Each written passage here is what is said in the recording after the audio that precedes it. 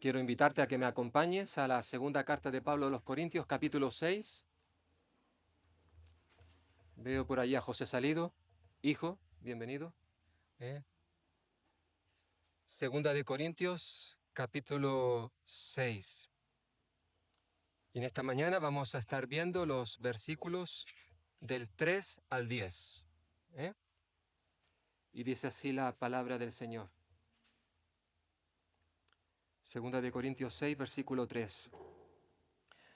No damos a nadie ninguna ocasión de tropiezo para que nuestro ministerio no sea vituperado.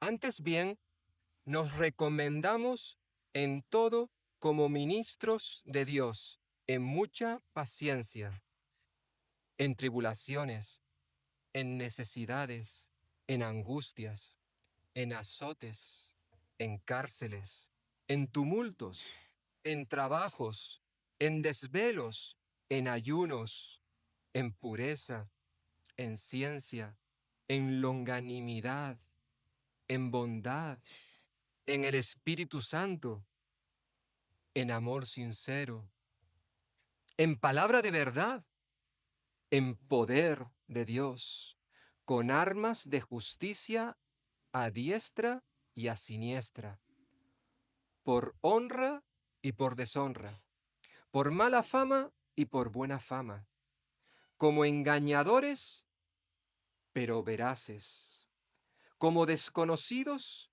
pero bien conocidos, como moribundos, mas he aquí vivimos, como castigados, mas no muertos, como entristecidos, mas siempre gozosos, como pobres, mas enriqueciendo a muchos, como no teniendo nada, mas poseyéndolo todo, todo. Pues Padre Celestial, queremos pedirte que tú bendigas tu palabra que ha sido leída y queremos ahora también, Señor, exponerla, explicarla de tal manera que la podamos entender y también aplicar a nuestra vida, obedecerla, tenerla presente continuamente en nuestros corazones. Háblanos, Señor, a través de esta palabra, porque es tu palabra la que queremos escuchar en esta hora. Te lo pedimos en el nombre de Jesús. Amén. Amén. Bueno, como recordaréis, hace aproximadamente unos 5 años vivimos no solamente en nuestro país, sino a nivel global lo que conocimos como la pandemia producida por el COVID. Y recordaréis también que concretamente aquí en España hubo una canción, por así decirlo, que sirvió para animar a mucha gente en esos tiempos tan difíciles, donde lo pasamos realmente mal. Una canción de un grupo conocido aquí en España que se titulaba Resistiré. ¿eh? La hemos escuchado en más de una ocasión, la canción del dúo Dinámico. Y fue una canción en cierta forma que sirvió como aliciente en esos tiempos tan convulsos, tan difíciles. Esta canción, como algunos quizás la recordaréis o la sabéis de memoria, dice algo así. Cuando pierda todas las partidas, cuando duerma en la soledad, cuando se me cierren las salidas y la noche no me deje en paz, cuando sienta miedo del silencio, cuando cueste mantenerse en pie, cuando se revelen los recuerdos y me pongan contra la pared. Cuando el mundo pierda toda magia, cuando mi enemigo sea yo, cuando me apuñale la nostalgia y no reconozca ni mi voz. Cuando me amanece la locura, cuando en mi moneda salga cruz, cuando el diablo pase la factura o si alguna vez me faltas tú. En medio de todas esas circunstancias, dice el autor de esta canción, resistiré erguido frente a todo, me volveré de hierro para endurecer la piel Y aunque los vientos de la vida soplen fuerte, soy como el junco que se dobla pero siempre sigue en pie. Resistiré para seguir viviendo.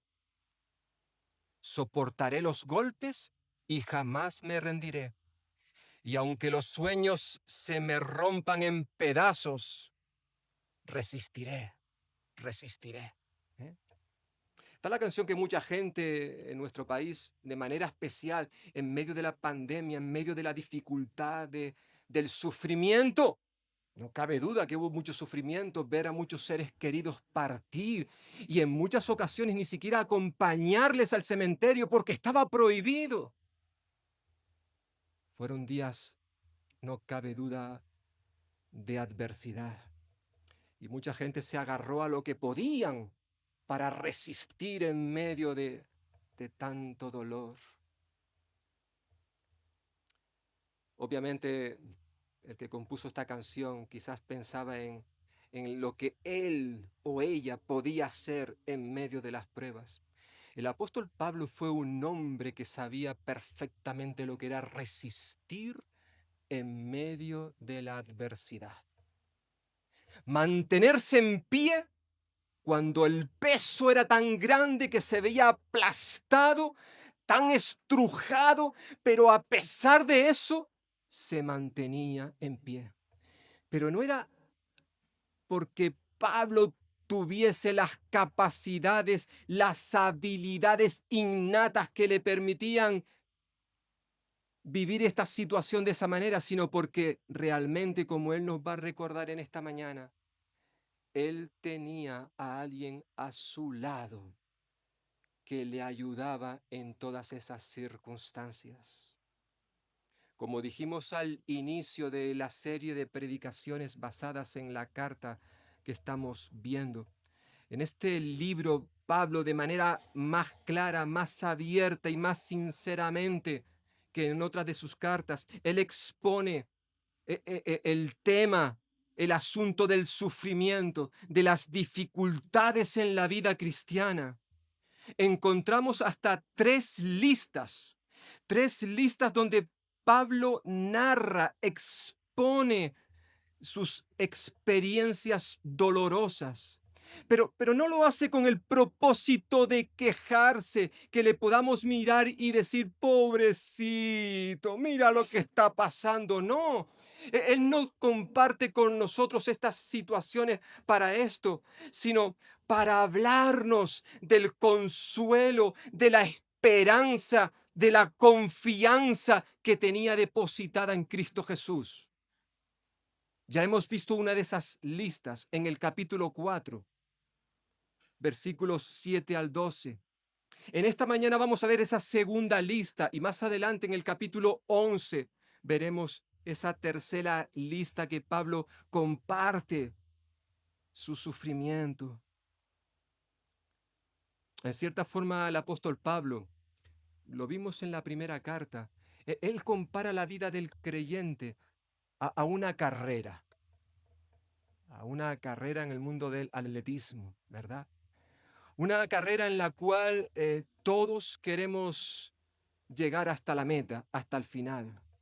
Pero no es una carrera de esa de 100 metros lisos, que en 9, 10 segundos, ¡plas!, ya se ha acabado. No, la carrera de la que Pablo nos está hablando, la carrera cristiana, es una carrera que dura mucho. Dura hasta que abandonemos este mundo, hasta que el Señor nos lleve a su presencia. Es una carrera que dura toda la vida y que se necesita resistencia, fortaleza para poder llegar hasta el final. Y que mientras corremos esa carrera hemos de hacerlo de la manera correcta. Me entristece cuando veo en el mundo del deporte, sobre todo deportistas de élite, que han llegado muy alto, pero luego se ha descubierto que pudieron vencer en esta prueba deportiva debido a que se doparon, tomaron sustancias prohibidas que les capacitó para estar más fuertes y fueron descalificados. Y en cierta forma, hermanos y hermanas, tú también y yo como creyentes podemos ser descalificados, no echados de la carrera, porque Como creyentes, una vez que le entregamos nuestro corazón al Señor, nuestra vida, en el momento en que Él nos salva, esa salvación ya es para toda la eternidad. Pero es cierto que a veces tú y yo, como creyentes, nos privamos de muchas bendiciones que el Señor quiere darnos, no porque Él no nos la dé, sino porque nosotros no estamos corriendo de manera correcta. Y en cierta forma ahora Pablo, especialmente el versículo 3 y 4, nos recuerda que como creyentes, en esta carrera que estamos corriendo, hemos de tener una conducta ejemplar, ejemplar. Y aunque de manera especial Pablo está aquí haciendo un énfasis en el liderazgo de la iglesia, esto se aplica a todos los creyentes, a todos.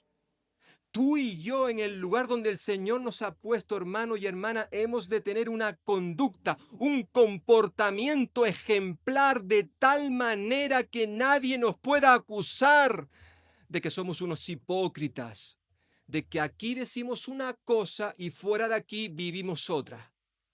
A veces ocurre, a veces ocurre. Por eso Pablo comienza en nuestro texto para esta mañana, versículo 3. No damos a nadie ninguna ocasión de tropiezo. ¿Para qué? Para que nuestro ministerio no sea vituperado o desacreditado, se puede también traducir. Pablo una vez más en esta carta vuelve a enfatizar, porque ya lo ha hecho anteriormente, vuelve a enfatizar que la conducta de cada creyente, no solamente de los que están en el ministerio, sino de cada creyente tiene que ser ejemplar. Nuestra forma de vivir no tiene que servir a nadie como una piedra de tropiezo para que esa persona no quiera seguir conociendo a Jesús. Es lo que está diciendo Pablo aquí. No damos a nadie ninguna ocasión de tropiezo. Es decir, nadie debería nunca poner como argumento para rechazar el evangelio el mal comportamiento de ciertos creyentes. Pablo sabía que la mejor manera de cerrarle la boca a aquellos que rechazan el evangelio es con una vida ejemplar, ejemplar, de tal manera de que nadie pueda caer, tropezar por nuestra causa.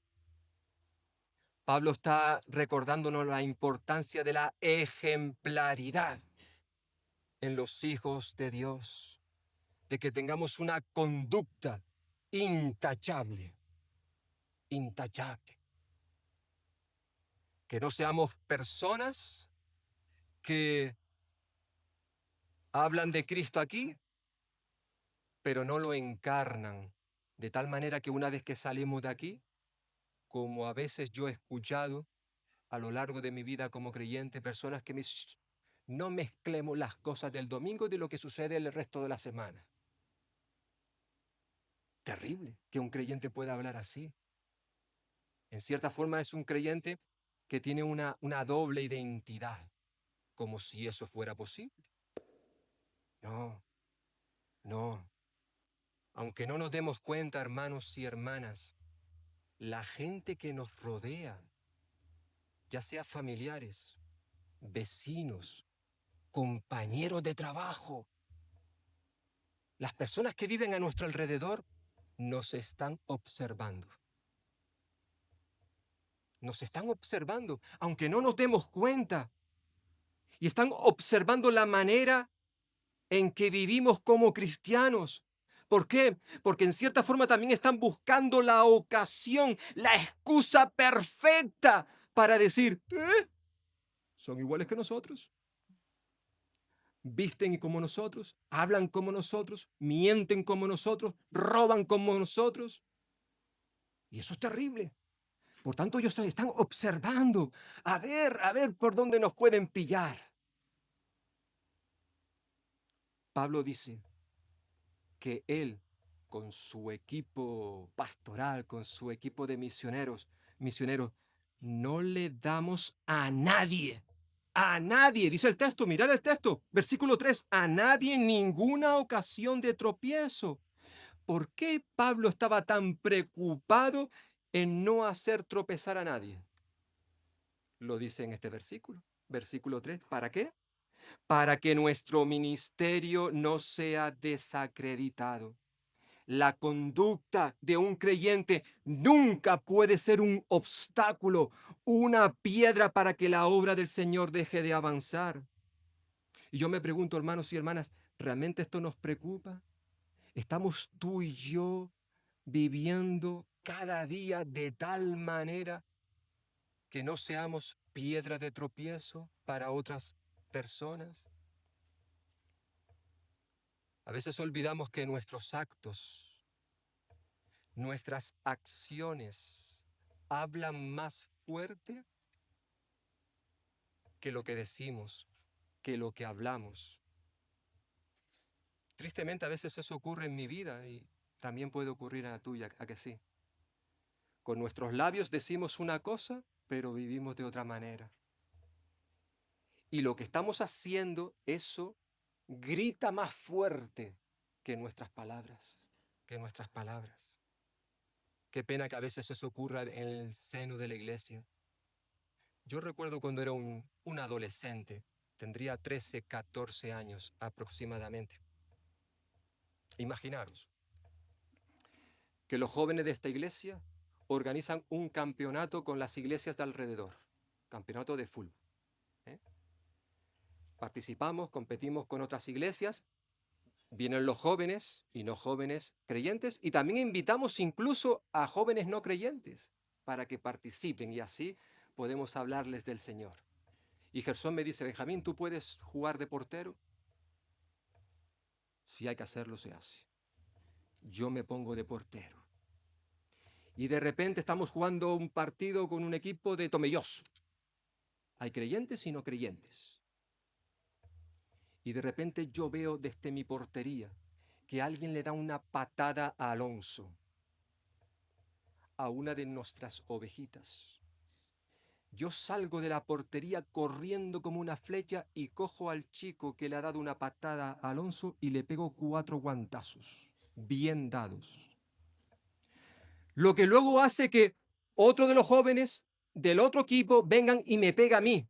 Y de repente aquello pasa de ser un partido de fútbol a un campeonato de boxeo. Eso lo viví yo cuando tenía 14 años. El pastor no era el pastor de mi iglesia, ¿vale? Que yo sé que todos lo conocéis, o muchos de vosotros.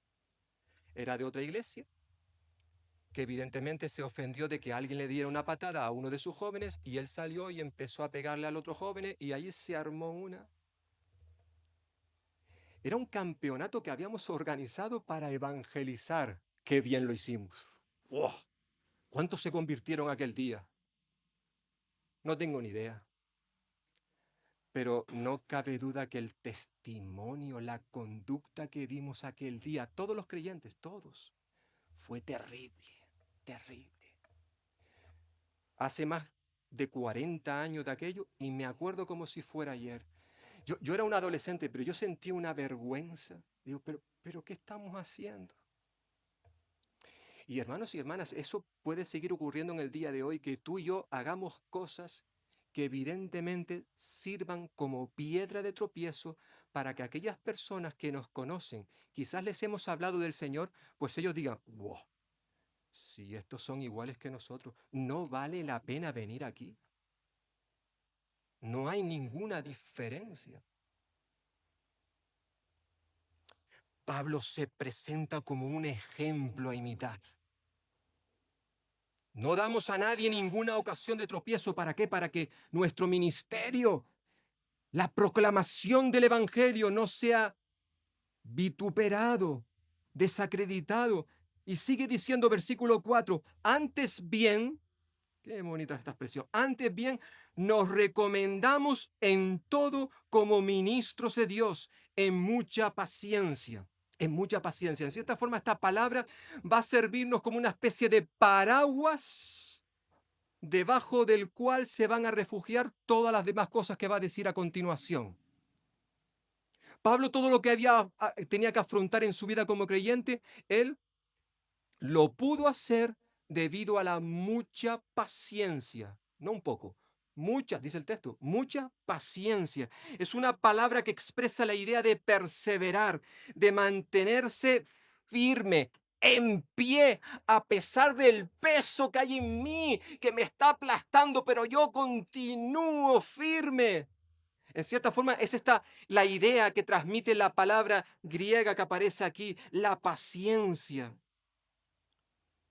Es decir, no era una cuestión de las habilidades, de las capacidades que tenía Pablo. Si él pudo ser capaz de mantenerse firme, de resistir pacientemente a pesar del peso que había sobre él, fue porque Pablo depositó toda su confianza en aquel que le había enviado y capacitado para llevar a cabo el ministerio, la misión de proclamar el Evangelio.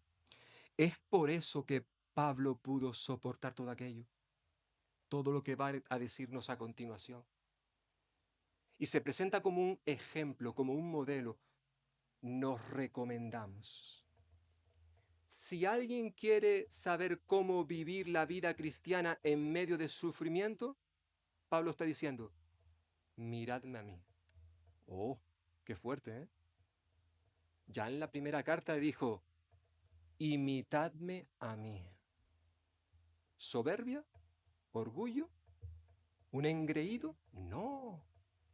Él dice, imitadme a mí, al igual que yo imito a Cristo. Lo dice el texto. Por tanto, si alguien imitaba a Pablo, lo que estaba haciendo era imitando a Cristo. Y ahora él se presenta como un ejemplo. Nos recomendamos. En vez de ser una piedra de tropiezo, dice, antes bien, por el contrario, queremos mostrarnos a vosotros como un ejemplo a imitar. Y no es porque nosotros seamos mejores que nadie, no. Si yo voy a narraros ahora una serie de circunstancias de sufrimiento que yo he podido soportar, no es gracias a mis capacidades, sino porque, como diría en su carta a los Filipenses, capítulo 4, versículo 3, él dijo, todo lo puedo en Cristo. ¿Por qué? Porque Él, Cristo, me fortalece. Es Él quien me da las capacidades, las fuerzas, la fortaleza para hacer frente a todo este sufrimiento que yo he experimentado y que os voy a compartir a continuación. Es lo que Pablo básicamente está diciéndonos aquí. Él se recomienda y fijaos que dice en todo. Antes bien nos recomendamos en todo. Es decir, independientemente de la situación de adversidad por la cual pudiera estar pasando, él se mantuvo firme, fiel a su ministerio, de tal manera que el Evangelio no fuese desacreditado. Pablo no quiere poner el foco de atención en su persona, no, sino más bien en el Señor, en su ministerio.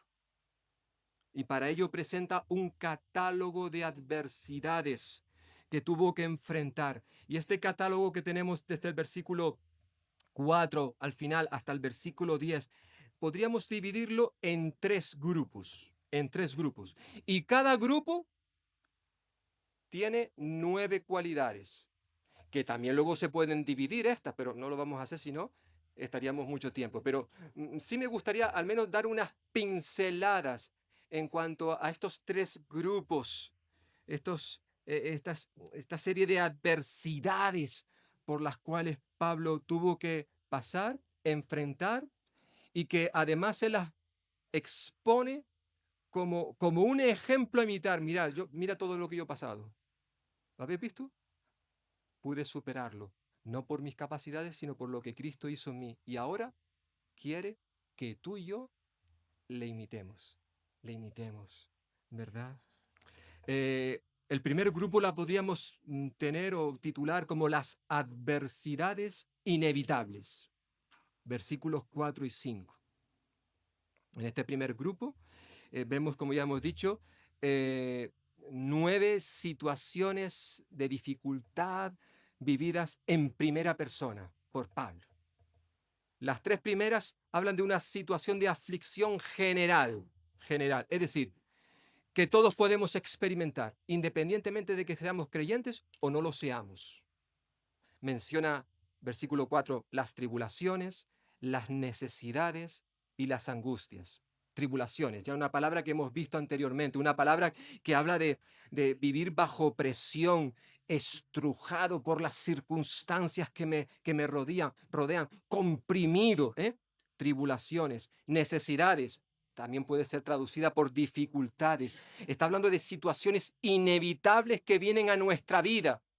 Por muy creyente que yo sea, no las puedo evitar, no puedo escapar de ellas. Como puede ser una enfermedad, por ejemplo, propia o la de un ser amado. Quizás perder el trabajo, tener un accidente de tráfico. Todo esto puede suceder en la vida de un creyente. Por muy maduro que tú seas, por muy agarrado que tú estés al Señor, también nosotros experimentamos esa serie de aflicciones, de adversidades, tribulaciones, necesidades, angustias. Dice, es una palabra que literalmente hace referencia a estar confinado en un espacio muy estrecho, angosto, ¿eh? Por eso angustia, ¿verdad? Está haciendo referencia a una situación límite en la que no encuentro salida. ¿Y cuántas veces tú y yo hemos experimentado esto? Pero en cierta forma esto le pasa a cualquier persona. Por eso decimos situaciones de adversidad generales. Luego están las particulares, versículo 5. Pablo habla ya de situaciones que pueden venir a nuestra vida por causa de otros. Él menciona los azotes. Pablo muchas veces fue azotado. Ya hablaremos algo más de esto cuando lleguemos al capítulo 11. Experimentó la cárcel. No sabemos cuántas veces Pablo estuvo en la cárcel, pero cuando lleguemos al capítulo 11, él nos hablará de muchas veces. Por el libro de Hechos de los Apóstoles, el relato que nos da Lucas, al parecer él estuvo en Filipos, Jerusalén, Cesarea y también en Roma, que sepamos. Pero probablemente hubo más ocasiones en las cuales Pablo estuvo en la cárcel. Y lo sabemos, pero yo lo voy a recordar, que las cárceles en las que Pablo estuvo no eran como las cárceles de hoy. Estos días, creo, atrás, fue puesto en prisión quien fuera el presidente de Francia.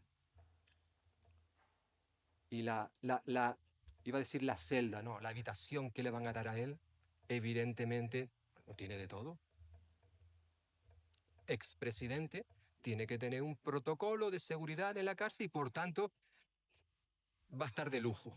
Sí, privado de libertad, pero evidentemente esa cárcel no tiene nada que ver con las situaciones que Pablo experimentó en aquellos tiempos. Cárceles y también en tumultos. ¿Cuántas veces Pablo se vio rodeado de, de, de, de multitudes enloquecidas que querían quitarle la vida? De hecho, una vez lo hicieron, lo apedrearon y lo tiraron fuera de la ciudad pensando que estaba muerto. Pero no, luego el Señor en su misericordia le concedió todavía la vida. Tumultos.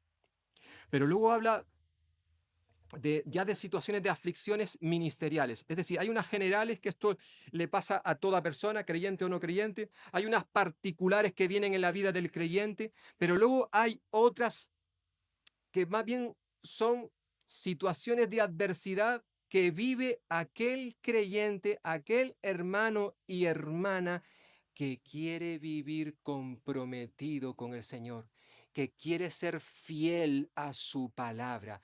A estos a veces se les añade otras situaciones de adversidad. Pablo, versículo 5, termina este tercer trío, ¿verdad?, de situaciones de trabajos. Algunas versiones añaden trabajos pesados, duros, agotadores, porque eso es lo que tiene implícito esta palabra. No eran trabajos sencillitos, no, trabajos agotadores. Sabemos que Pablo tuvo que durante un tiempo, además de dedicarse al ministerio, trabajar secularmente. Él fabricaba tiendas con aquel matrimonio llamado Priscila y Apolos. ¿Apolos? Aquila, perdón, Aquila. Ya le cambié el nombre. ¿Eh? Eso sucedió cuando él fue a Corinto. Primera de Hechos, capítulo 18. Allí estuvo 1 año y medio y él tenía que comer y se puso a hacer tiendas, ¿verdad? Pero sin dejar de hacer lo otro, dedicarse al ministerio. Y no cabe duda que también había un trabajo ahí mental. Muchos consideran que es mucho más agotador el trabajo mental que el trabajo físico. Y algunos lo demuestran, que esto es así, científicamente hablando. Es verdad que habría que mirar de qué trabajo estamos hablando físicamente, ¿verdad? Pero no cabe duda que él expresa una situación agotadora por el trabajo. De hecho, después de trabajo habla de en desvelos, en desvelos. ¿Cuántas noches Pablo estuvo sin dormir por causa de la obra del Señor? Cuando se despidió de los líderes de Éfeso, allí Hechos capítulo 20, él habla que durante los 3 años que estuvo con ellos, dice, no cesé durante esos 3 años de amonestaros con lágrimas, noche y día. No hemos de entender esto como que 3 años estuvo Pablo sin dormir por las noches, no. Pero evidentemente hubieron muchas noches donde, debido a la carga que tenía en su corazón por los hermanos y hermanas, él pasó muchas noches sin dormir. Dice, en desvelos, desvelos. Y termina diciendo en ayunos, en ayuno. No está diciendo que Pablo pasara hambre, aunque es verdad que luego lo dirá en otra de sus cartas, él llegó a pasar hambre, pero aquí probablemente está haciendo referencia al ayuno, haciendo referencia a esa decisión voluntaria de abstenerse de comer alimentos, ¿verdad? Eh, para dedicarse más intensamente a la oración, a buscar el rostro de Dios, a buscar su dirección. Habían tantas situaciones que se le agolpaban y él muchas veces, Pablo, que tenemos que comer. Yo ahora mismo no me voy a sentar a comer, ¿eh? Mira todo el trabajo que hay aquí. ¿Eh? Casi algo parecido a lo que le pasó a Jesús aquel día en que le siguió una multitud y los discípulos le dijeron al Señor, Señor, mándalos a casa ya, que están sin comer. Llevan mucho tiempo con nosotros. La gente se había olvidado de comer. Estaban escuchando a Jesús. Dejaron aparcado esa necesidad legítima de ingerir alimentos si no nos enfermamos, pero hay momentos en nuestra vida donde necesitamos hacer un parón y decir, mira Señor, yo quiero dedicar este tiempo exclusivamente para ti. Necesito buscar tu rostro, quizás por situaciones extremas que pudiera estar viviendo Pablo o quizás tú. Por tanto, fijaos, ¿no? Él narra nueve situaciones de adversidad que tuvo que experimentar. Y Pablo está diciendo ahí en versículo 4 que él se recomendaba en todas estas cosas. Es decir, independientemente de cuáles fueran las circunstancias, por muy difíciles y extremas que fuesen, por muy estrujado, presionado que se viese, dice, en todo, sin excepción, él se mantenía firme resistiendo pacientemente lo que le viniese encima. No es probable, hermanos y hermanas, no es probable que alguno de vosotros, alguno de nosotros, algún día vivamos las experiencias que vivió Pablo. Probablemente no. Pero sí pueden haber otras circunstancias en tu vida y en mi vida, momentos en los cuales es tal la carga que llevamos encima, es tal la presión sobre nuestros hombros, que pueden haber momentos en que consideremos el tirar la toalla, dejar de correr. Ya no puedo más, Señor. Yo no quiero vivir de esta manera. Y muchos han hablado así y han vuelto atrás. A pesar de que habían cantado, he decidido seguir a Cristo. No vuelvo atrás. Pero las circunstancias de sufrimiento, de adversidad son tales que se lo plantearon al menos. Y Pablo se presenta como un modelo, como un ejemplo a imitar, recordándonos que es posible que también tú y yo, a pesar de lo que podamos llevar sobre nuestros hombros, es posible mantenerse en pie. Es posible. Y Pablo lo experimentó y ahora él se recomienda a sí mismo. Antes bien nos recomendamos en todo, en todo. Da igual por lo que tú puedas estar pasando. Recuerda que hay alguien que está a tu lado, Cristo Jesús. Y por tanto, teniendo esto en nuestro corazón, en nuestra mente, también podemos tomar las palabras del apóstol Pablo y decir, en Cristo todo lo puede. Todo lo puedo porque Él me fortalece. Él me ayuda a superar todas estas situaciones. Y la vida de Pablo, como de tantos hombres y mujeres que aparecen en la Biblia, pueden servirnos como estímulo. El autor de la epístola a los Hebreos, en el capítulo 12, sabemos muy bien que él menciona una lista amplia y no es completa. Él lo dice, aquí no están todos, solo hay unos poquitos, de hombres y mujeres que destacaron por su fe.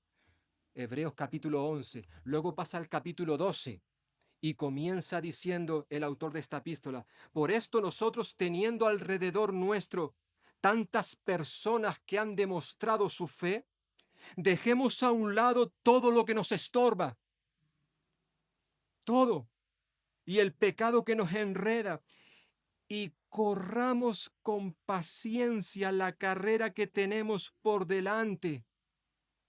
Fijemos nuestra mirada, ¿en quién? En todos esos hombres y mujeres que aparecen en el capítulo 11. ¿A que sí? ¿Verdad? Fijemos nuestros ojos en Moisés, en Elías, en Abel, en Enoc, en Sara. ¿Dice eso el texto? No.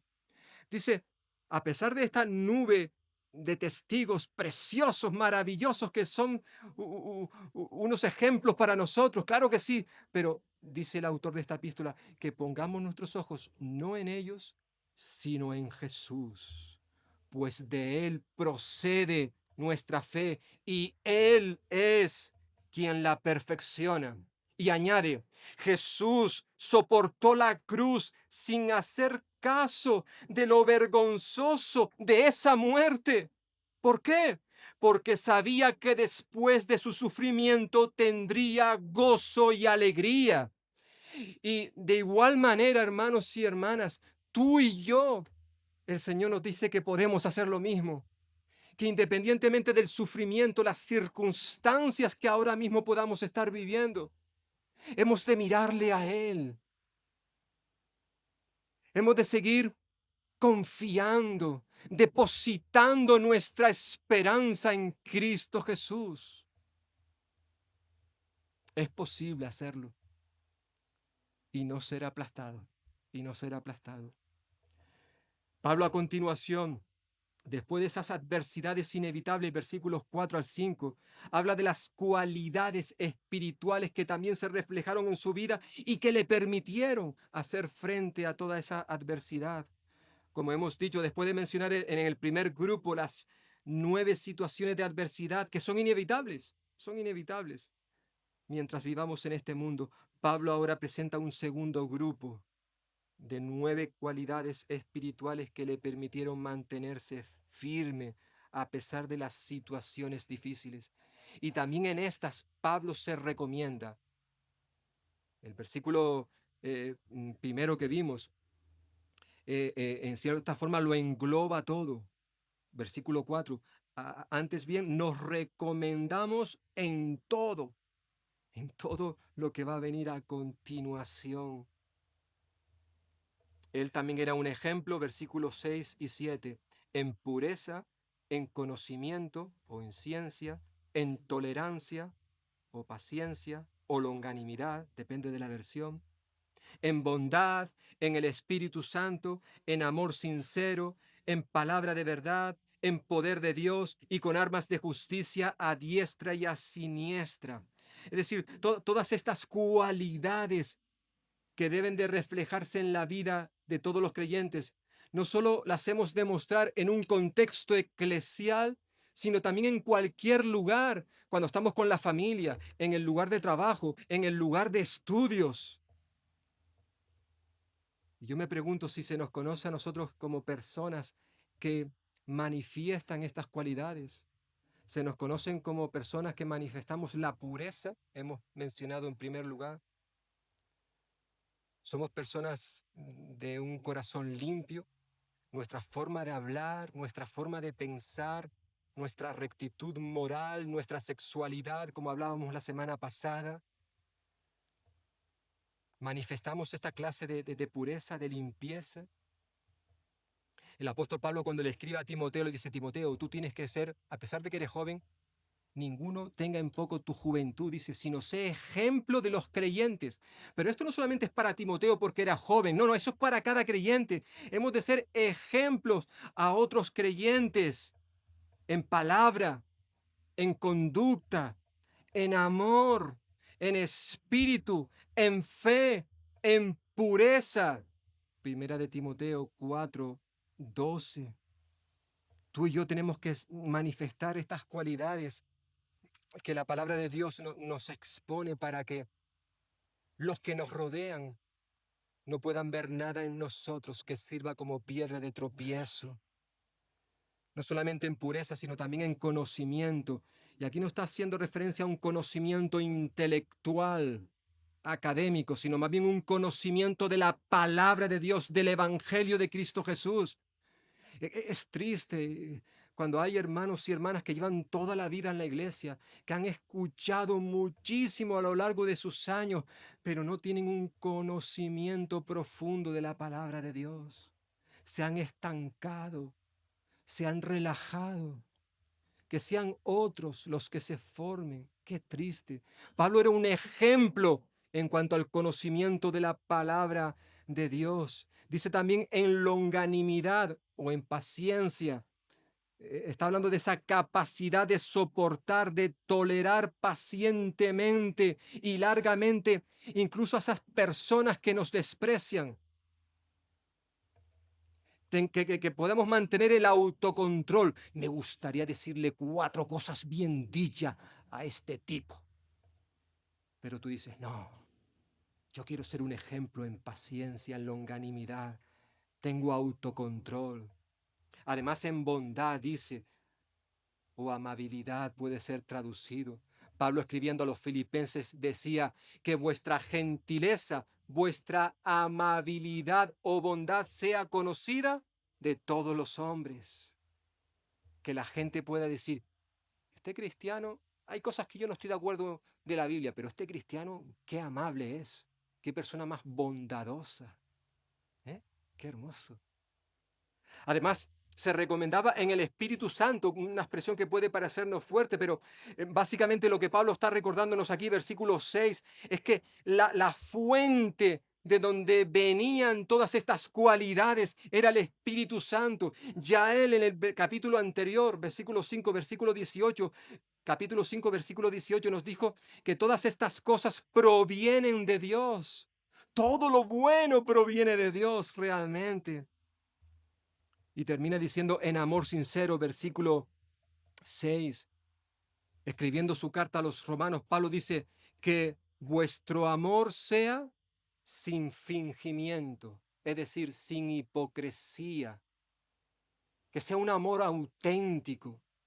Nos destacamos, hermanos y hermanas, nosotros por demostrarnos un amor auténtico, o más bien es un amor disfrazado. Aquí tenemos una carita y fuera de aquí tenemos otra. Amor sincero. Se nos conoce como personas que proclamamos fielmente la palabra de verdad, versículo 7, que predicamos la palabra en el poder de Dios, versículo 7. Pablo siempre reconoció que todo lo que él había alcanzado en esta vida, todo el fruto obtenido en su ministerio a lo largo de su vida fue gracias al poder de Dios. Por eso no se avergonzaba del Evangelio. Romanos 1:16. No me avergüenzo del Evangelio porque es poder de Dios para salvación a todo aquel que cree. Estas cualidades, obviamente, que Pablo ha estado mencionando, son el resultado de la presencia y el poder del Espíritu Santo en su vida. Pero para eso era necesario que él también se vistiera con la armadura de Dios. Termina versículo 17, 7, con las armas de justicia a diestra y a siniestras. Estas armas evidentemente eran armas espirituales de las cuales le proveyó el Señor para que él pudiera ir a la batalla. Pablo lo diría con otras palabras en su carta a Efesios, capítulo 6. Vestíos de toda la armadura de Dios. ¿Por qué? Porque tenemos un enemigo muy poderoso. Y si tú y yo queremos hacer frente a ese enemigo y salir victoriosos, necesitamos ponernos toda la armadura, toda la armadura. Y después de que ahora nos ha estado compartiendo las adversidades inevitables por las cuales todos pasamos, versículos 3 y 4 y 5, las cualidades espirituales, versículos 6 y 7, ahora los versículos 8 y 10, Pablo nos habla de que en medio de todas estas circunstancias podamos tener un espíritu de humildad. A pesar de la oposición a la que tuvo que enfrentar Pablo, él siempre demostró, y en esto también fue un gran ejemplo a imitar, que él no vivía para agradar a los demás. No, él no tenía temor de los hombres, él tenía temor de Dios, que es muy diferente. Aunque seguro que a él le hubiese gustado, claro que sí, que en su ministerio la gente estuviera contento, que su ministerio fuera valorado, apreciado, respetado por aquellos que se estaban beneficiando de este ministerio. Seguro que él deseaba esto, como todos nosotros, cuando hacemos algo para el Señor, queremos que nuestro trabajo sea valorado.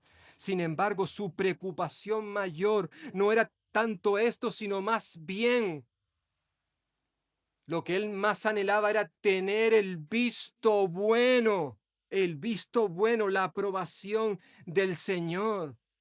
A Pablo le daba igual si por la mañana se levantaba y se metía en Instagram a ver cuántos me gusta tengo aquí.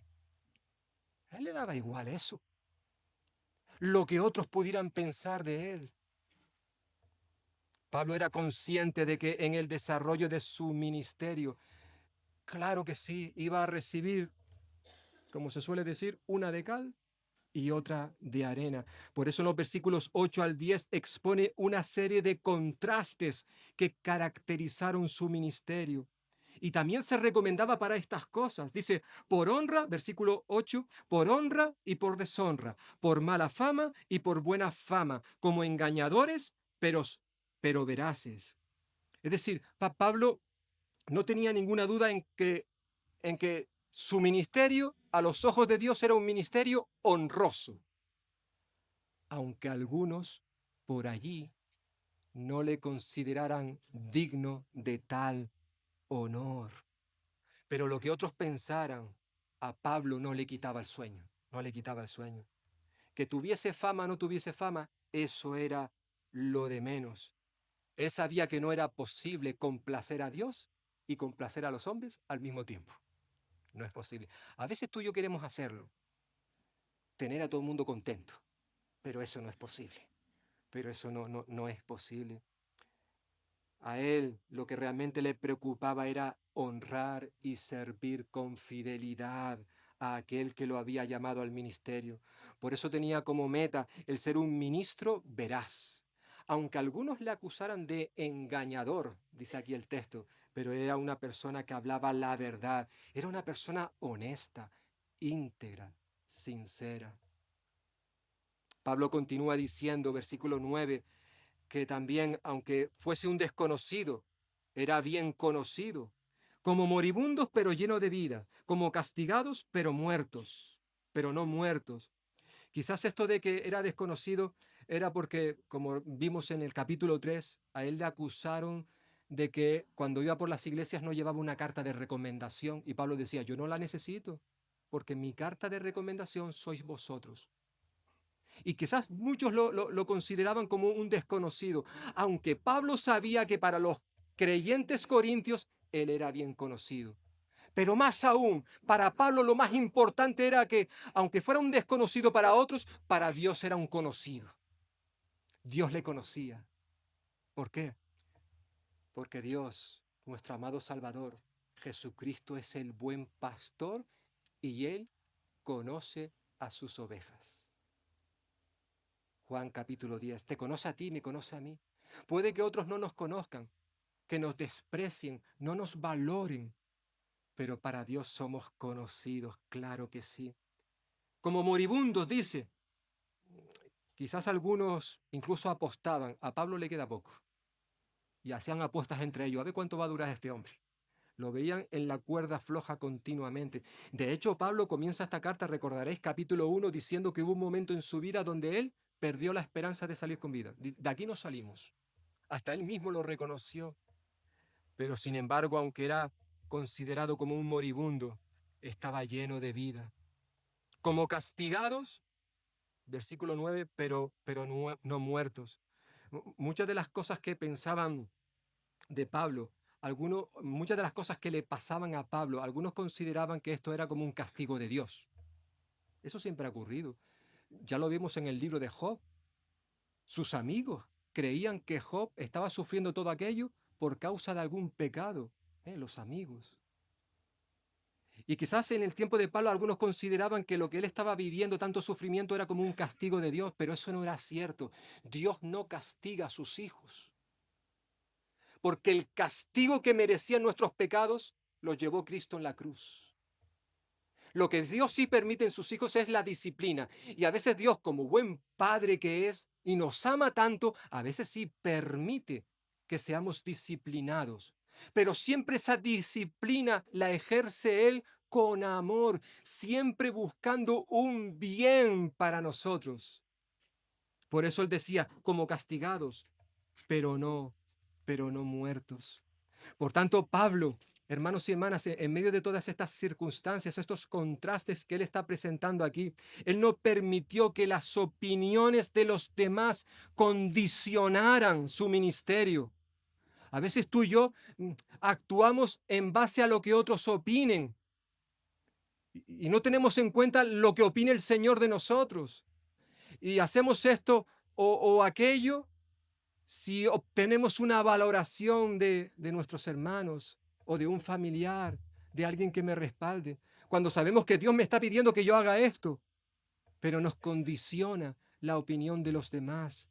Pablo no actuó de esa manera como estamos viendo en estos versículos. Más bien él cogía todas esas circunstancias negativas y las veía como una oportunidad para crecer. En cierta forma es lo que dijo en su carta a los filipenses. Él dice, he aprendido, lo tuvo que aprender, ¿eh? He aprendido a estar contento, satisfecho en cualquier situación en la cual me encuentre. Y a veces fueron situaciones muy dolorosas. He aprendido. Pablo había descubierto los recursos de Dios y por eso podía hacer frente a todas estas circunstancias. Algunos consideraban que Pablo ni siquiera tenía motivos para estar alegres. Por eso decía que también se presentaba como un ejemplo, versículo 10, último versículo para ver en esta mañana, decía, como entristecidos, mas siempre gozosos, como pobres, mas enriqueciendo a muchos, mas no teniendo nada, mas poseyéndolo todo, todo. Sí, evidentemente hubieron momentos en la vida de Pablo donde él sintió tristeza, dolor, sus ojos derramaron muchas lágrimas, pero eso no le robó el gozo del Señor. Porque es posible, hermanos y hermanas, que tú y yo en medio del sufrimiento, en medio de la prueba, en medio de la adversidad, podamos no solamente tener gozo, sino que Dios nos pide que nos regocijemos. En su carta a los filipenses, es una carta que Pablo escribe desde la cárcel. Probablemente estaba esperando su inminente ejecución. Pero a pesar de todo eso, Él continuamente está hablando del gozo y anima a los hermanos a que se regocijen en el Señor. Regocijaos en el Señor siempre. Otra vez os digo, regocijaos en el Señor. Filipenses 4:4. Esto no era ironía. Esto no era un acto de hipocresía. No, Pablo estaba diciendo esto porque él también estaba experimentando el gozo. Evidentemente, Pablo no está hablando de tener una sonrisa de oreja a oreja, no. Él sentía gozo porque sabía que a pesar del sufrimiento, a pesar de las circunstancias, el Señor estaba al control. Él no estaba solo, como tampoco tú y yo cuando pasamos por el valle de sombra y de muerte, como diría el rey David, que en medio de ese valle no temeré, no temeré mal alguno. ¿Por qué? Por la sencilla razón de que el Señor está conmigo, conmigo. Y el saber eso nos llena de gozo. Y en su carta a los tesalonicenses dice, estad siempre gozosos. Es posible, claro que sí, en medio del dolor. Algunos le consideraban como una persona pobre, sin recursos materiales. La cuenta corriente de Pablo siempre estaba en números rojos. Y él dice, sí, como pobre, es verdad, mas enriqueciendo a muchos. Obviamente Pablo no está hablando de cosas materiales, sino de riquezas espirituales. ¿Cuántas personas llegaron a conocer a Cristo gracias al apóstol Pablo, a que Dios lo utilizó, a pesar de la pobreza, a pesar de que no tenía un buen patrimonio? Eso nos sirvió para poder enriquecer a otros. A los ojos del mundo, Pablo no tenía nada. Termina el versículo 10. No tenía nada, pero debido a que tenía a Cristo en su corazón, dice, lo tengo todo. Lo tengo todo. ¿Cuántos creyentes hay que viven como miserables? Gente empobrecida, no materialmente hablando, sino espiritualmente, cuando eso no tendría que ocurrir en ninguno de nosotros. Jesucristo vino para darnos vida y vida en abundancia. Juan capítulo 10, versículo 10. Por tanto, si Él ha venido para darnos vida en abundancia, ¿por qué tú y yo vivimos como mendigos cuando lo tenemos todo? ¿Por qué? Porque, diría Pablo a los romanos, por ser hijos de Dios, somos herederos de Dios y coherederos con Cristo. Y si la Biblia dice que todo pertenece a Cristo, todo lo que de Cristo es nuestro, ¿somos ricos o no somos ricos? Lo tenemos todo espiritualmente hablando y también en muchos otros aspectos. Claro que sí. Como no teniendo nada, pero poseyéndolo todo, todo. Pablo pudo resistir, hermanos y hermanas, todas estas circunstancias, todas. No porque él fuera mejor que nosotros, sino porque él había depositado su confianza, su esperanza en Cristo Jesús. Y por eso pudo resistir pacientemente todas estas adversidades. Y se presentan esta mañana como un ejemplo para que tú y yo lo imitemos. Si él pudo, tú y yo también podemos. Con Cristo somos más que vencedores. Lo tenemos todo. Simplemente tenemos que acercarnos a Él y dejar que Él nos llene, nos colme de sus grandes y ricas bendiciones que quiere ofrecer a sus hijos en esta mañana. Pero a los amigos y amigas que estáis aquí, que evidentemente puede decir, bueno, todo esto a mí ni fu ni fa. Bueno, Dios también quiere hacer esto contigo. Él quiere darte vida y vida eterna. Pero esa vida se encuentra en Jesucristo. Para eso, por tanto, necesitas venir en esta mañana a Él, rendirle tu vida, invitarle a que venga a tu corazón para que Él sea el Señor y Salvador. Y en ese mismo instante de tu conversión, en ese mismo instante, tú serás recibido como hijo de Dios. Te conviertes en un hijo de Dios. Y al ser un hijo de Dios, una hija de Dios, serás heredero de Él. Y además, coheredero con Cristo Jesús. Qué hermoso, ¿verdad? Cristo Jesús pagó el precio que tú tenías que pagar, pero que no podías pagar. Murió en la cruz por ti. Y ahora nos vamos a acercar precisamente a una mesa que nos habla de esto, de la obra de Cristo en la cruz, derramada, entregada por nosotros, por amor, para darnos vida y vida en abundancia. Amén.